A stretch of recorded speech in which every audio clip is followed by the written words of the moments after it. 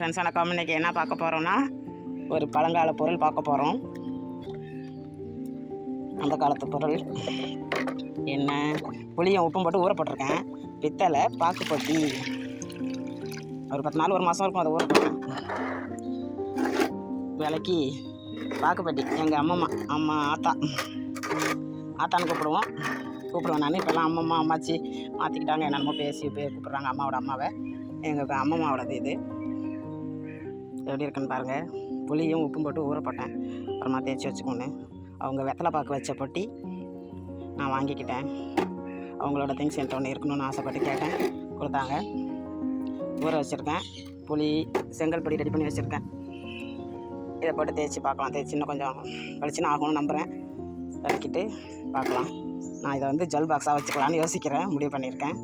லாக்கர்லாம் இருக்குது இதில், ஆனால் சாவி இல்லை. எங்கள் பாட்டி தொலைச்சிட்டாங்க போல், எங்கள் அம்மா எங்கள் ஆத்தா. அதனால் சாவி கொடுக்கல. அதனால் நான் இதை சாவி போட்டு ஜுவல் பாஸாக மாற்றலாம் அப்படின்னு நினச்சிக்கிட்டு இருக்கேன். விளக்கிட்டு காட்டுறேன். விளக்கிட்டு எவ்வளோ விலையாக இருக்குது, எவ்வளோ விளக்க முடியுதுங்கிறத பார்க்கலாம். விளக்கிட்டேன். நல்லா பலன்னு தங்க மாதிரி ஆகிடுச்சு. செம்பா பித்தளையான்னு தெரியல, அந்தளவுக்கு சிகப்பு கலர் இருக்குது. செம்பா இருக்குமோன்னு தோணுது, தெரியல. பேர் கூட இருக்குது, ஏதோ பேர் இருக்காங்க. வெறும் செங்கல் பொடியும் புளியும் உப்பு ஊறப்பட்டிருந்தேன். செங்கல் பொடியும் விம் சோப்பும் போட்டு தேய்ச்சேன். இப்போ நல்லா பளிச்சுன்னு ஆயிடுச்சு.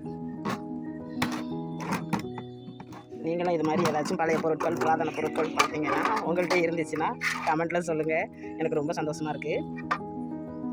இந்த வீடியோ எடுக்கணும், இதை சுத்தமாக விளக்க முடியுமா என்னன்னு நினச்சேன். வீடியோ எடுத்து போடணும் ரொம்ப நாள் நினச்சேன். விளக்க பயமாக இருந்துச்சு, சுத்தம் பண்ண முடியுமான்ட்டு. அளவுக்கு சுத்தமாகிடுச்சு, வெள்ளையாக கிடச்சிருச்சு.